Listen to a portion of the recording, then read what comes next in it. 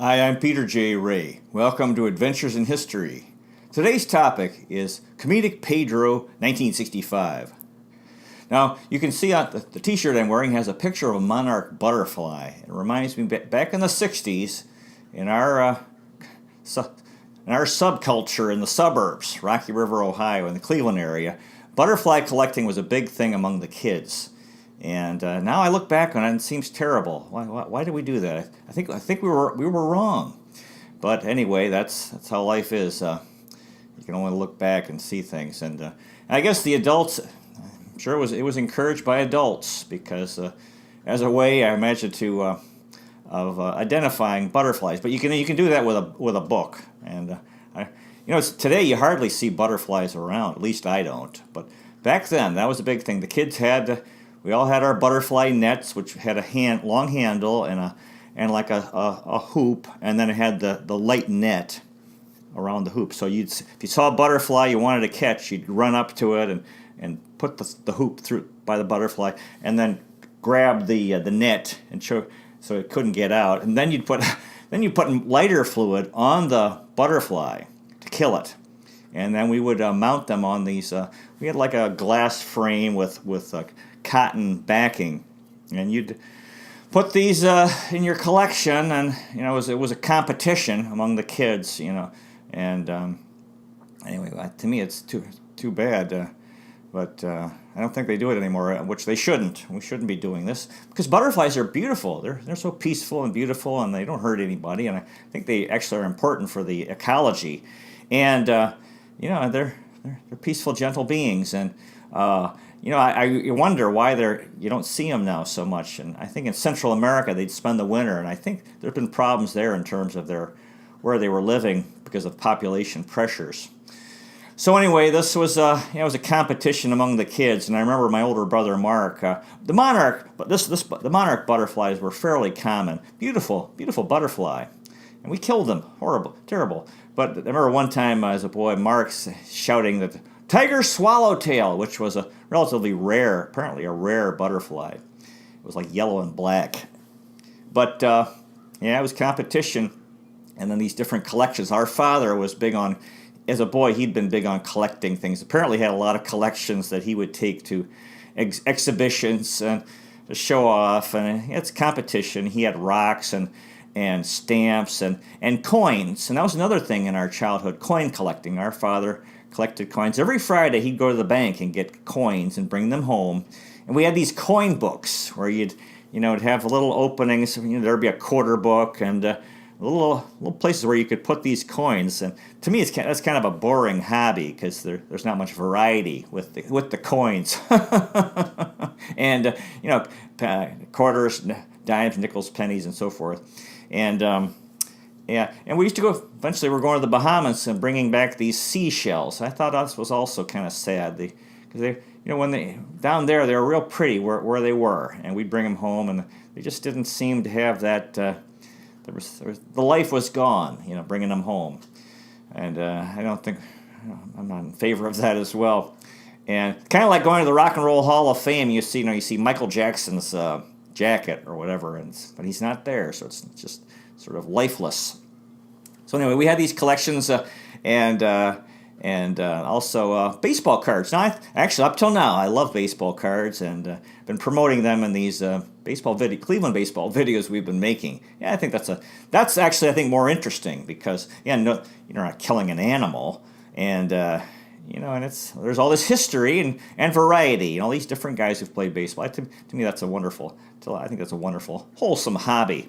Yeah, it kind of reminds me of this whole topic of collecting. Theodore Roosevelt, going way back, U.S. president, when people used to kill animals, and they would, mount the heads of, a moose or a deer, and grizzly bear and lions and so forth. And to me, people don't do that.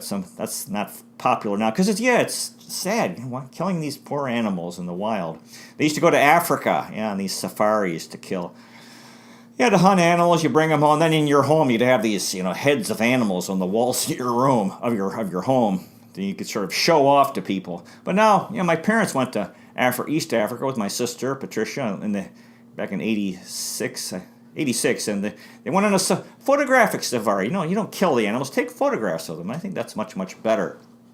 So anyway, these collections were a part of our childhood, these different things. And so anyway, now on the cover of the video is two photographs of Bob Hope. And Bob Hope was born in 1903, tremendous comedian. This is part of my tribute to comedians. Bob Hope was born in Wellhall, Eltham, the county of London, England, in the United Kingdom in 1903, and he died in 2003 at age 100 in Toluca Lake, Los Angeles, California. Yeah, and he was really something.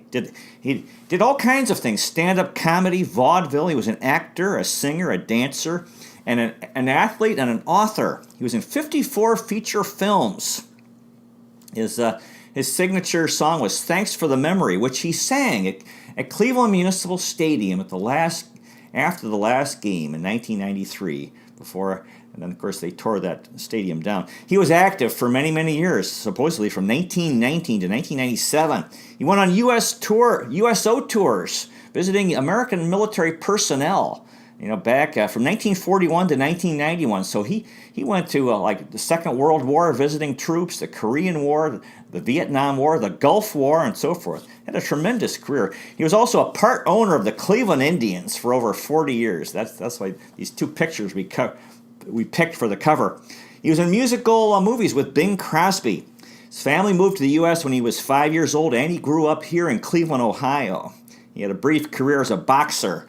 And here in Cleveland, we have the Bob Hope Museum at the Western Reserve Historical Society, which is really nice.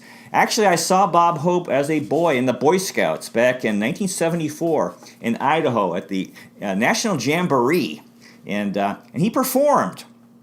Well, I think he told some jokes, and he sang the song "Tie a Yellow Ribbon," which became famous in the Philippines. It became like the theme song in the Philippines. It's a beautiful song because it's about a guy who's been in prison, and he's writing a letter to his lady love and asking her if she still wants him to come home, to come to her.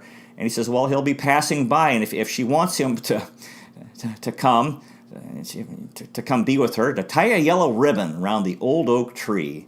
And if not, he'll just keep going, and he'll leave her alone, let her live her life, And at the end of the song, there's 1,000 yellow ribbons around the old oak tree. I saw Bob Hope sing that song in the Philippines during the dictatorship of Ferdinand Marcos. Ninoy Aquino, who was his political opponent, who should have been elected president, but could not because there was a dictatorship.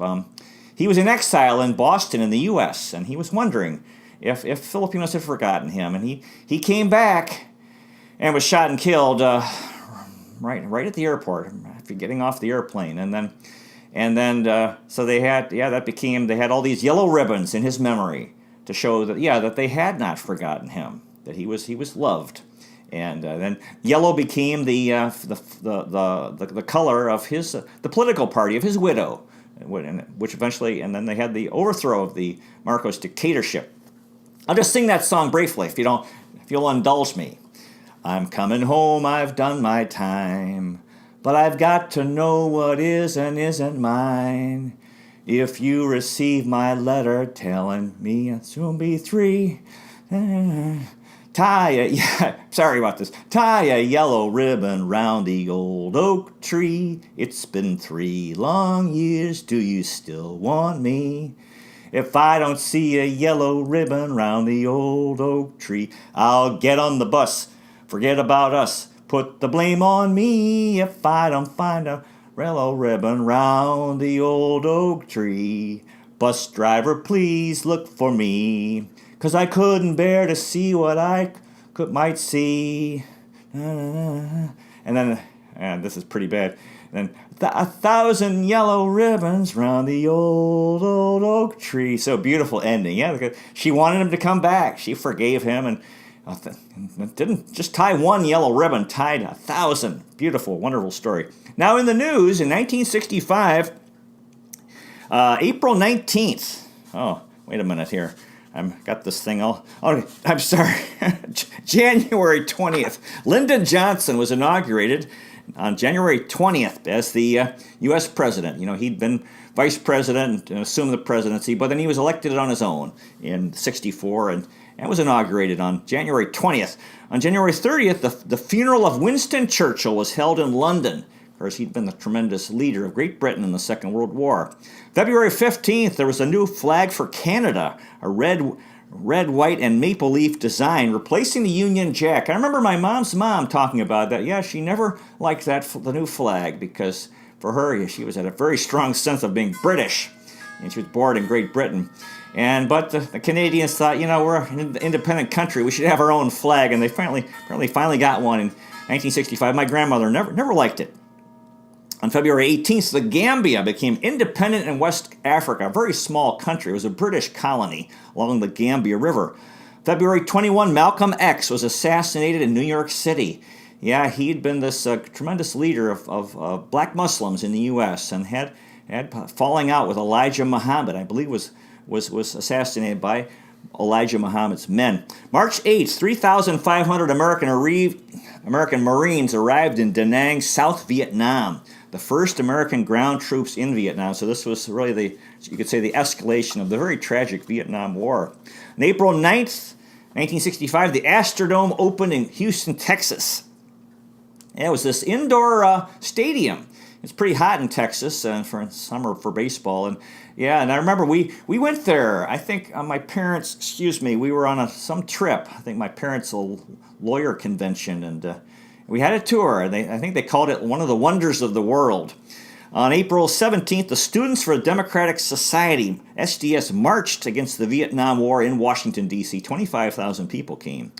On April 28th, the U.S. troops occupied the Dominican Republic in the Caribbean because there was a civil war going on. There was chaos, and there's the President Juan Bosch had been ousted by the military.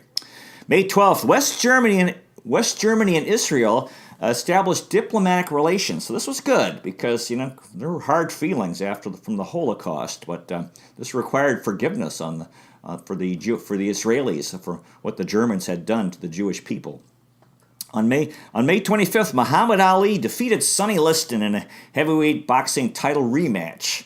June 6th, the Rolling Stones released their song "I Can't Get No Satisfaction." Mick Jagger, "I can't get no satisfaction." Okay, July 14th, the U.S. spacecraft Mariner 4 flew by Mars. Wow, it's amazing. And the first images of the red planet were brought back to Earth. On July 25th, Bob Dylan created controversy by going electric, playing an electric guitar at the Newport Folk Festival, and this upset folk purists. On July 26th, the Maldives, and that's a very small island country in the Indian Ocean, became independent of Great Britain. On August 6th, the U.S. President Lyndon Johnson signed the Voting Rights Act, and this was to really provide federal support for black Americans to vote. They'd been prevented from voting, and this was really putting the power of the federal government, saying, yes, they need to be able to vote. On August 11th, and there were the Watts riots began in Los Angeles. 34 people eventually died. This was very tragic. 3,000 arrests. Yeah, there were these riots in the 60s, and really the anger that for all the abuses that African Americans had endured were coming out. August 15th, the Beatles performed at Shea Stadium in front of 55,000 people. That was the first stadium rock concert, supposedly. September 14th, My Mother the Car, a sitcom, premiered on NBC. On October 28th, there was the 630-foot steel gateway arch open in St. Louis, going across the Mississippi River. November 17th, the Pillsbury Doughboy was created as a mascot for the Pillsbury Company. And they had the commercials where they poke the finger in this guy's his belly. November 8th, the soap opera Days of Our Lives debuted on NBC TV in the U.S. On November 22nd, Man of La Mancha opened in the Greenwich Village Theater, and became one of the longest-running iconic Broadway musicals of all time. December 13th was the first album of The Who was released called My Generation in the United Kingdom. On December 9th, A Charlie Brown Christmas, the first Peanuts TV special, debuted, and that became an annual Christmas tradition, watching that Charlie Brown Christmas, very wholesome. On December 22nd, the film Dr. Zhivago was released, starring Omar Sharif. And on December 30th, Ferdinand Marcos became the president of the Philippines. Now, in my family, my father turned 41 years old in 1965. Yeah, he was continuing his, really working hard, real busy guy, plenty of energy, and he could concentrate. He did very well in his work, plus the community service that he was doing as well, along with having a wife and four growing children. And again, my mom she was also turned 41 in 1965, and she was busy with these 4 kids, taking care of us, and also, very heavily involved in service work in the community. My brother Mark turned 13, and the first 6 months of the year he was in 6th grade at Kensington. In fact, that year, Mark, Pam, and Patty all were at Kensington for the first 6 months of the year. And the grade 6 was at that time was the last year at elementary school, and so that's my memory was it was positive. You're the kings of the school. You're the oldest. You're the big kids. So that was enjoyable. And Mark was a good student, got high grades. He was playing in the orchestra with Miss Calderwood at Kensington Elementary School. But and in the fall, then he started at the junior high in September. And I remember that was we had a very short, easy walk to Kensington. Then all of a sudden, with junior high, it was a long walk, because you had to, walk up to Lake Road, cross all the way up to Detroit, and then beyond. It was pretty good walk. And the junior high, you just had grades 7 and 8 from the 5 elementary schools in Rocky River: Beach, Bates, Worcester, Kensington, and Goldwood. And so all of a sudden you were with these, like 80% of the kids you didn't know.